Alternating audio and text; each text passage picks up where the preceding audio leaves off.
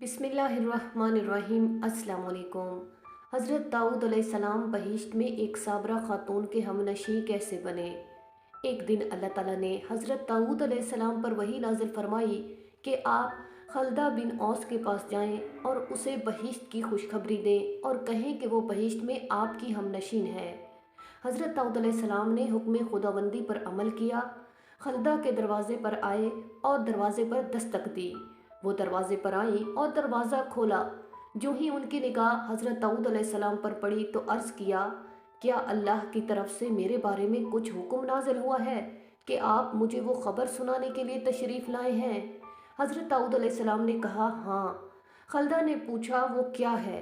हज़रत दाऊद अलैहिस्सलाम ने कहा, अल्लाह ताला ने मेरे ऊपर वही नाजिल की और फरमाया है कि तुम बहिश्त में मेरी हमनशीन होगी।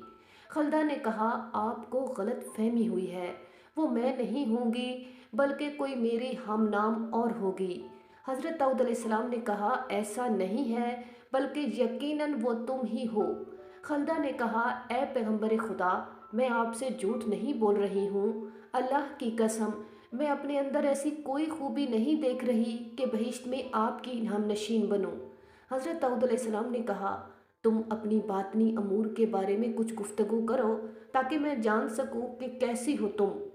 खलदा ने कहा, मैं एक ऐसी हालत की मालिक हूँ कि मुझे जो भी दुख हो, ख्वाह नुकसान हो या कोई एहतियाज हो, भूख हो, प्यास हो, मैंने कभी उसको रफ़ा करने के लिए अल्लाह से नहीं कहा, यहाँ तक कि वो ज़ात खुद ही उसे रफ़ा कर देती है।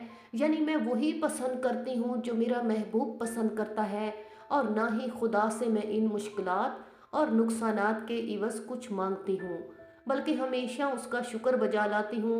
हज़रत दाऊद अलैहिस्सलाम राज की बात समझ गए और उसने खातून से फरमाया, तुम उन्हीं खूबियों की वजह से इस मकाम पर फाइज हुई हो। हज़रत इमाम जाफ़र सादिक अलैहिस्सलाम इस वाक़े को नकल करने के बाद फरमाते हैं, ये वही दीन खुदा है जिसे अल्लाह ने अपने साले अफराद के लिए पसंद किया है। सुभान अल्लाह।